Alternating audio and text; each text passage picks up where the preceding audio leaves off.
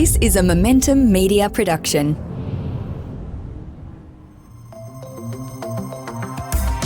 Welcome to the Smart Property Investment Show, the podcast by investors for investors.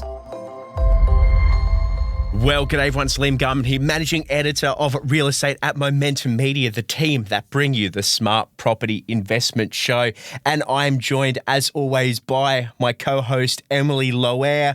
And today we're going to be unpacking some very interesting investment vehicles with the one and only Knight Frank, Head of Agribusiness, Valuations and Advisory in Australia, Jason Oster. Jason, mate, welcome to the podcast. Hey, Jason. Thanks for having me. Pleasure to be here. Have you ever thought maybe your title could use fewer syllables? It's quite a long job title you've got there. We have a long one, yeah. So just try not to be all things to all people. Yeah. Well, Emilie and I were having a chat in the office, obviously, as Emilie was doing some fantastic reporting for the Smart Property Investment Show and smartpropertyinvestment.com.au. And obviously, with the growth of environmental, social and governance, it's created a lot of requirements for companies to diversify into ESG, and it's created a lot of investment vehicles through that. And Emilie picked up the Knight Frank 2024-2025 Rural Report only recently. And in particular, it noted that there was a huge growth in interest from investors in natural capital opportunities. So I'm going to start us off right from the basics, because we have a very varied audience, all the way from people that have invested only in residential real estate all the way to commercial and some of these vehicles as well. To start us off, Jason, just what are natural capital investments and why are investors getting more and more interested in this area? Yeah, sure. So that's a bit of background on what we look at. So in our valuation advisory role, I look at a range of agribusiness assets. So that could be anything from, a vineyard in the Barossa Valley to a cattle station in the Northern Territory or Gulf Country in Queensland. And so within that ag sector, there's a really broad range of investment types, in terms of specialisation of properties. There's also a really broad range of investors. So right from your mums and dads farm, owners, right through to corporate Australia. And I think that corporate Australia is what's probably sparked the interest from the article in the Rural Report, at least anyway, in terms of they're the ones that are having a need for, what we are describing now as natural capital. So natural capital to me are those agri-investments that have a bit of a ESG story. So it can be, anything from an ag investment with some renewable energy capabilities right through to, just pure conservation play where there's just, native vegetation and they can, perhaps remove the livestock and return it to its, somewhat natural state. And then over the top of that, there's the carbon schedule. So there's some other vehicles available for that investment to earn some money. And when we talk about natural capital, we're not just talking about properties that have the potential for carbon sequestration and earning carbon credits. It's a bit broader than that. So in terms of that natural forestation aspect, that would be primarily the income would be derived through carbon credits. Yeah, there's certainly a conservation aspect. I think majority of the natural capital probably sits in two or three camps. So one is certainly those that are eligible for carbon credits. So they'll have a scheme. It's administered by the National Carbon Credit Office, whatever they are. So it's a 25-year scheme. You can sign up and then they'll assess the property on its ability to regenerate the scrubland or the pasture. There's soils, there's vegetation, there's human-induced carbon sequestration. So there's a couple of different ways you can do it, and then you can start earning some carbon credits from that. So some of that is just pastoral land with natural vegetation on it. You put a scheme on it, you modify the grazing of that property, and then you can earn some carbon credits. So the likes of Woodside and Shell and BP are very interested in that, because they obviously have huge amounts of carbon offsets they need to be able to acquire. So if they can buy a property and sequester some carbon with a scheme on it, then that's one way of collecting some carbon credits rather than going to market and paying market price for them. The other part I see of natural capital is just that greater good, so that conservation aspect, not necessarily tied to carbon credits. So it's more of an environmental offset. So, maybe they can return some, rewild some land that's perhaps previously been used for grazing or some other use and then return it to conservation. So not necessarily a monetary value associated with that, but it's more that greater good, part of that ESG story, around that environmental and social governance as opposed to necessarily monetary. Mm. You're a rural. Yeah. You're from the country, aren't you? Yeah. Country France. Yes. 500 people, 600 cows. Yeah, wow. That's how I love to put it. More cows than people. More cows than people. Yeah, which we have a lot of lands around, but they're usually like used lands, and then we've got like forests, but they're used by hunters during hunting season. I didn't even know you could hunt in France. Yeah, you can. Yeah, You right. have to. Jason, just to make it very clear, natural capital investment, they can also be like farmlands used by farmers or vineyards, or does it have to be like those untouched natural resources to be considered? Yeah, there's no specific definition for natural capital. It's owning a property that can provide some benefit for your environmental story. So one of the ways that it can happen is, so if you've got a property and you've got you're developing, I don't know, maybe a solar farm or something like that, you need to clear some area to put the infrastructure. There's what they call significant environmental benefits. So in order to clear that land for that development, and it might be a highway going through some farmland, there's a lot of the councils and governments require you to then offset the damage that you're doing to that part. So they need to then go and find some environmental land that they can set aside that's effectively put back to conservation. So there's now becoming some monetary value on that land, which was probably otherwise really not of much value in an agricultural sense, but now has this environmental value, and that's becoming more prevalent throughout the market. So I don't typically associate natural capital with your standard vineyard or your grazing and cropping property, out through the Riverina. It's more those properties which have sort of a higher and better use, but not necessarily, as I say, that monetary return. It's more of that conservation aspect. Je ne sais quoi. Yes. About the property. Do you do anything like a lot of bees? Do you have like a lot of bee properties? Would that fall under conservation?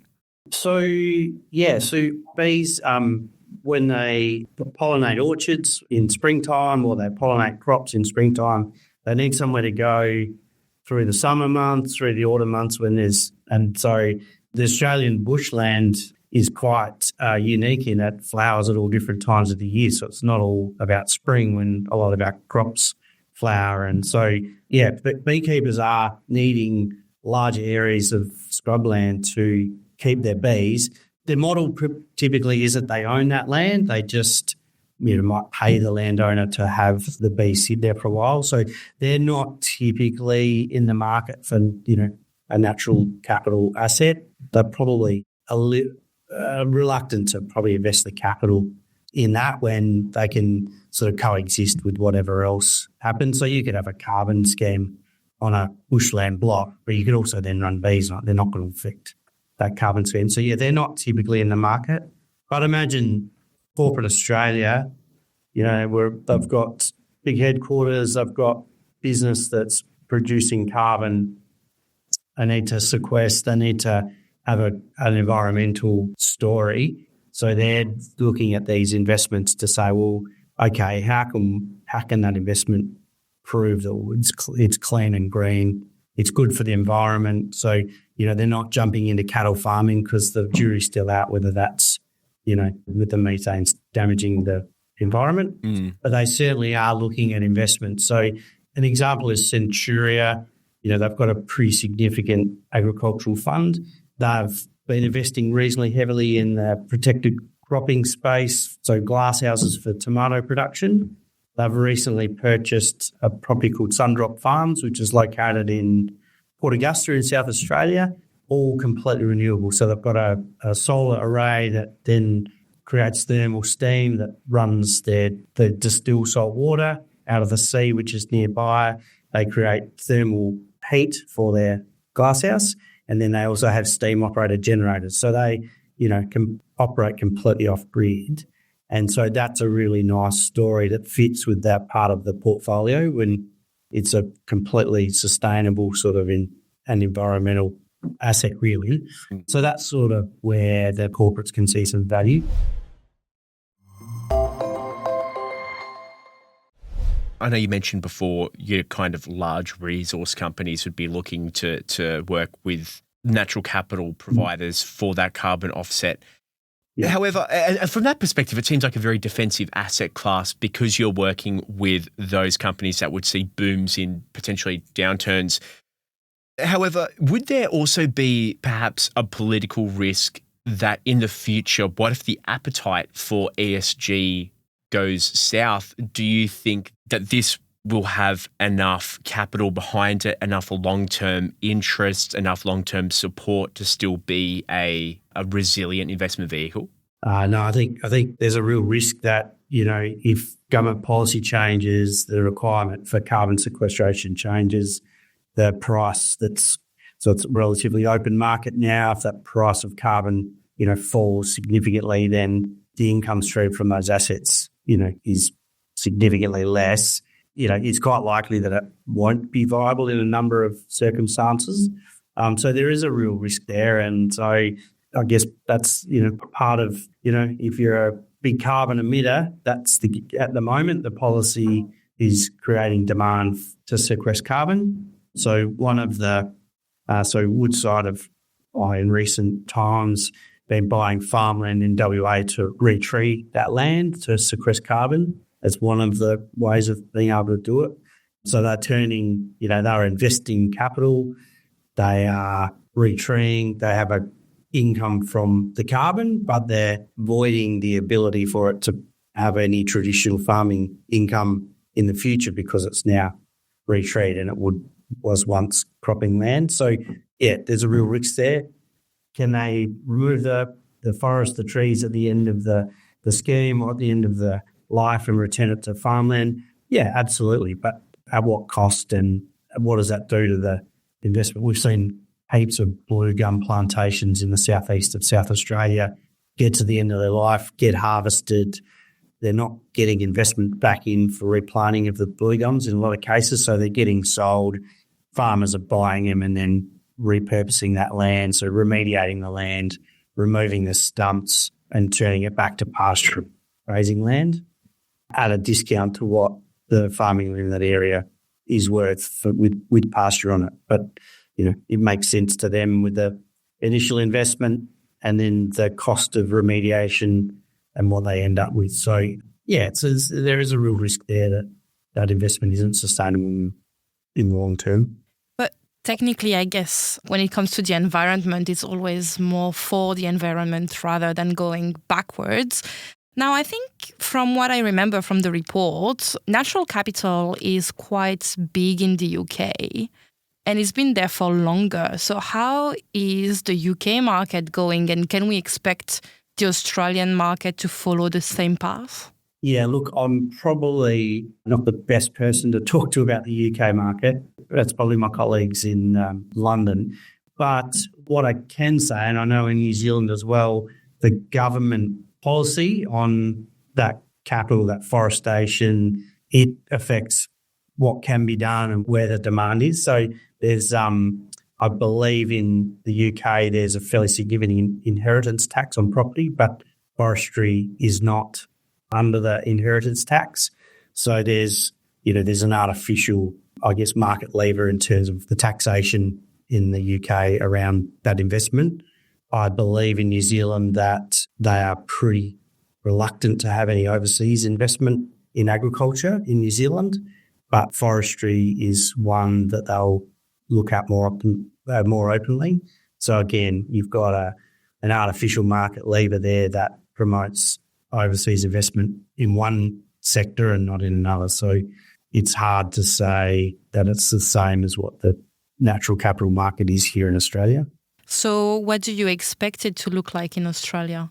So my thoughts on it are that we will continue to see, particularly in the carbon space, more properties having a scheme registered on them as we understand the reporting requirements better.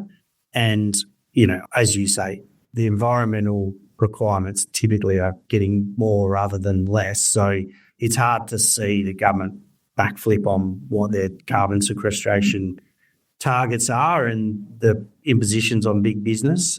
So I see that space growing. I see more people, as we understand the carbon sequestration better, I see more people sort of putting investment in that.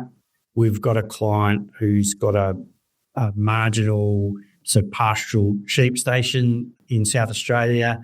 They've altered their management of that land and they've registered a carbon scheme on it.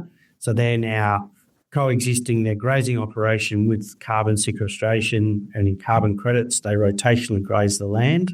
They're seeing benefits from resting the land over time as they rotationally graze the land.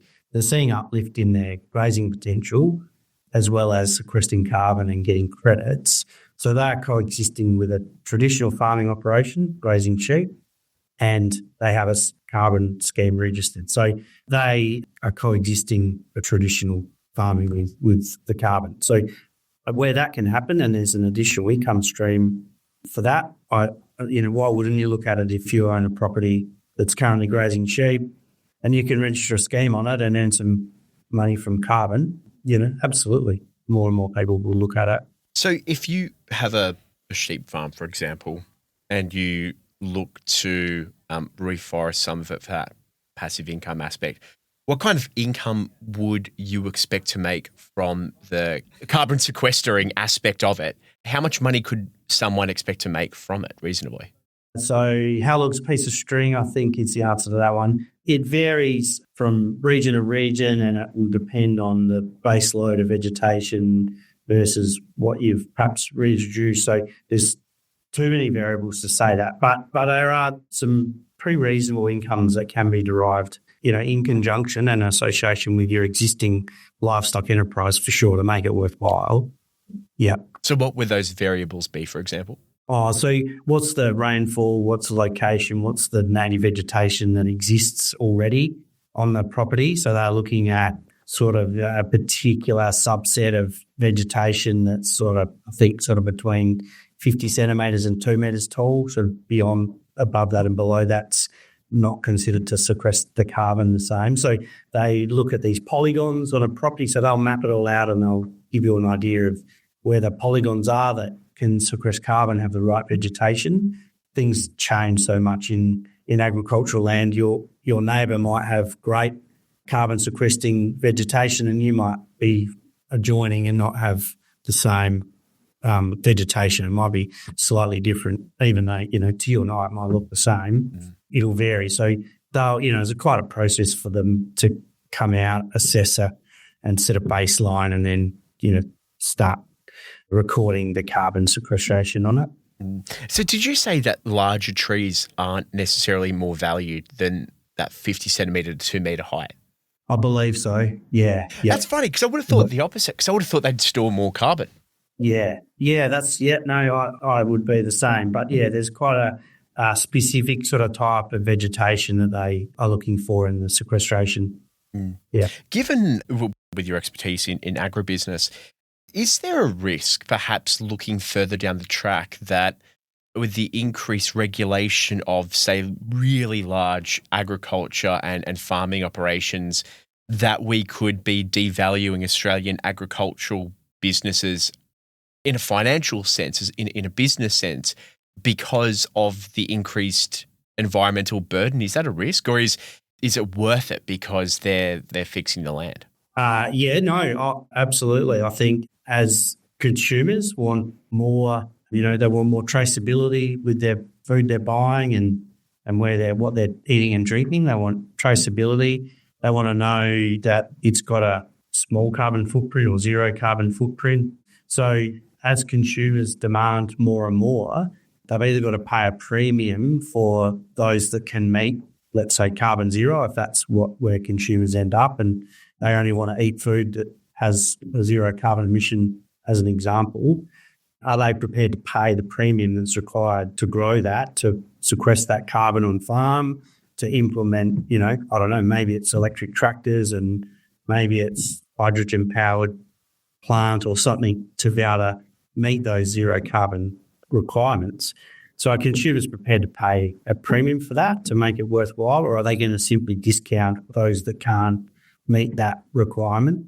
And if it's the latter, then, those farmers' margins get eroded and, potentially it does become, less viable. So I think a lot weighs on the consumer, and we've seen it with, organic over time. I mean, people love organic food, but are they really prepared to pay the premium to justify the cost of production, because you can't use cheap and very effective, chemicals in the production of organic food?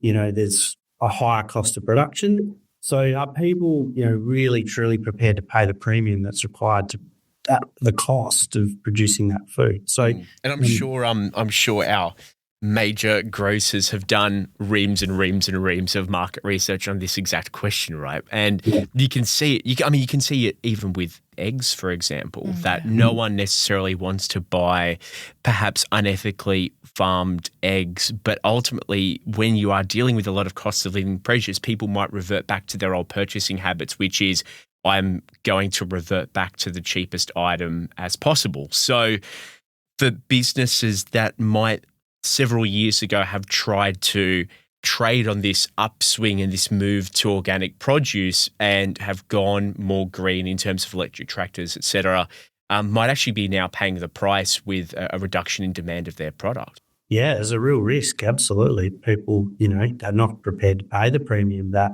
they need to grow it in that manner. So, yeah, you're right. The cost of living pressure is real. The groceries now cost a lot more than what they used to. So people might very well be saying, I'd love to buy organic, but I just simply can't afford to.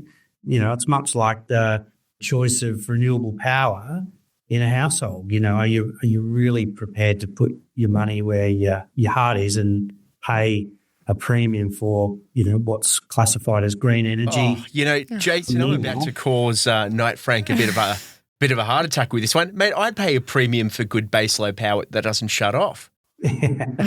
But so that's a choice you've made. But does everyone, make that choice? No, very few actually.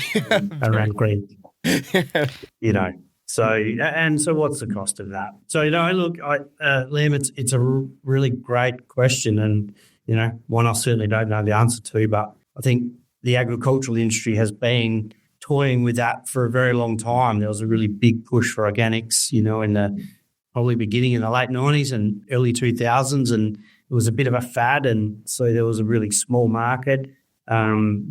Just looking at some homegrown tomatoes at home on the bench with sun blemishes on them and sort of little nooks and creases that just don't quite look right. I mean, they're the tastiest tomatoes you'll ever get, but you put them in a supermarket and people aren't going to buy them because they I reckon tomatoes, I've been seeing them everywhere with the creases in them in North Sydney Coles. They're everywhere. I reckon they're a Vogue thing. They're coming back into Vogue. The tomatoes.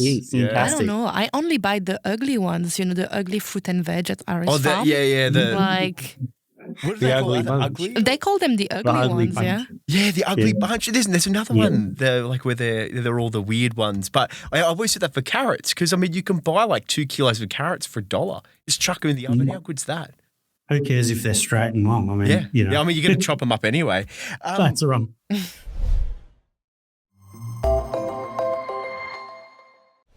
Now, Australia has passed a new bill to make climate reporting mandatory for large businesses, even financial institutions. They're going to have to calculate their carbon footprint and any emissions in properties that they own or lease, and even what type of electricity that they're using and their contractors are using. How will this bill and any bills that might follow off the back of this, how do you think this will impact the demand for natural capital? Yeah, so I think as we discussed before, I can only see there increasing demand for carbon offsets. So those businesses are, now sitting under that mandatory reporting. They need to understand where their carbon footprint is, and then how can they reduce that, and then at some point in time there'll be some benchmarks around, well, you're a business of this size with this many people in this industry. The benchmark is that your carbon footprint is at a particular level, I would assume.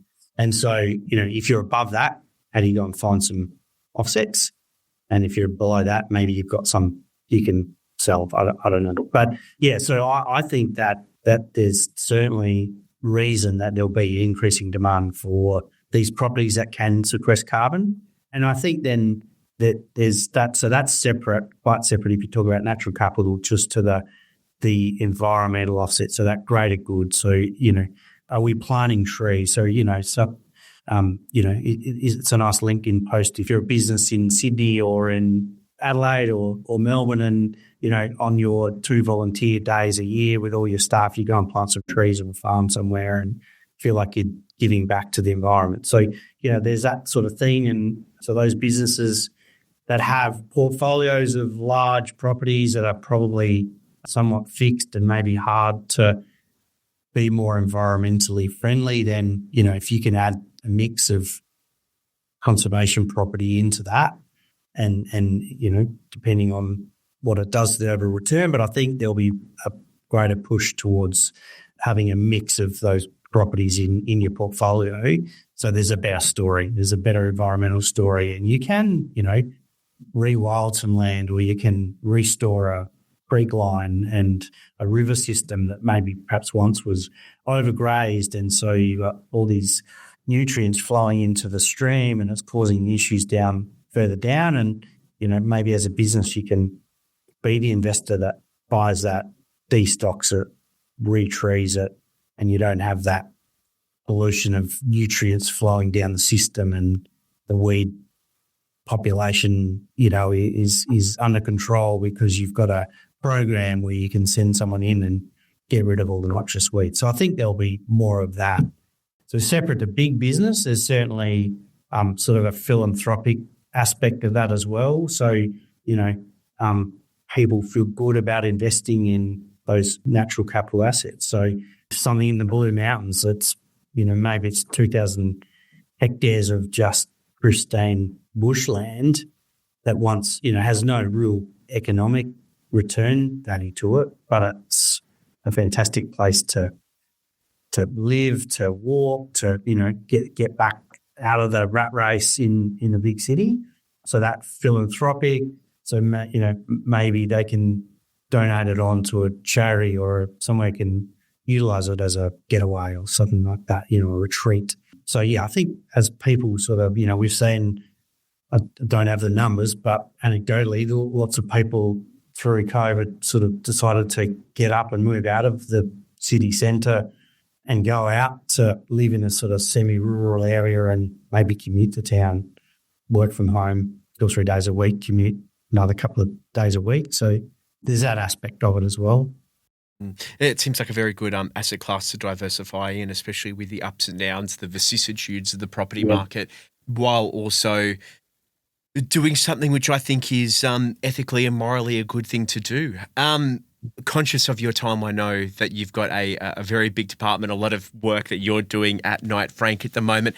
Emilie, last words, last thoughts, last questions? Look, coming from rural area, it's always good to protect. But I'm actually quite curious. We were talking about having forestry or having lakes or stuff. Do the investor buy them, or do they just just give money in terms of conservation, and it's still owned by, I don't know, the government or the council, or how does that work? Yeah. So typically there's businesses like Bush Heritage Australia who create a fund, and people can put a investment into that fund. So they'll go to the market effectively and say, hey, we're gonna spend $30 million on this property. It's pure, pristine scrubland in the Blue Mountains outside of Sydney, and there's a really important population of birds in one corner of it that aren't seen anywhere else. So then you get that philanthropic investment. So there's vehicles that'll do that. So they have these conservation investments all around the country. And then, whether it's $100,000 or $2 million, people can invest in that and feel like they're part of that, giving back to the environment, giving back to the community. And, they do a number of things. They run education and all sorts of things on that land of investing. But yeah, it's a real thing. There is no economic return from it. It's just purely effectively a donation back to the environment. So now in South Australia, certainly they've been very active in buying up quite large tracts of pastoral land, destocking them and returning them back to conservation with pretty good investment from all walks of life that want to give back. So yeah, you're based out in Adelaide, is that correct? Yeah, based in Adelaide. Cover pretty much all of Australia from here, Liam, and we've got a nice little team here, and originally came off the land, so just love agriculture and everything about it. Whereabouts? So we had a farm down the southeast of South Australia. So wow.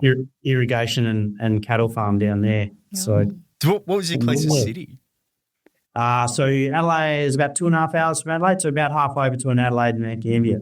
Oh, that's not too bad. 2.5 hours is pretty good. It's 2 minutes back. For Australia, it's not bad, 2 hours. Yeah, well, how far were you from your major city? Look, I'm at the border with Germany, so the closest city to me is actually in Germany. So I have to cross the border, which is about 30 minutes to Saarbrücken. And the biggest city around me would be Metz, about an hour away. And how big's that? Smallish. Yeah, right. But bigger than where my parents are from. And otherwise you would go to Strasbourg, which is about 2 hours, yeah. Yeah, wow. Goodness. So I'm the only city slicker here. Yeah, you are. Yeah, well, see, that's why I was why I was asking all the dumb questions, because I'm learning. Conscious of your time, thank you so much for joining on the podcast, Jason. Thank you, Jason. Liam, Emilie, it's been an absolute pleasure. That was Jason Oster, Knight Frank's head of agribusiness valuations and advisory in Australia, discussing natural capital and how investors can reinvest in the environment to protect it for today and also for future generations.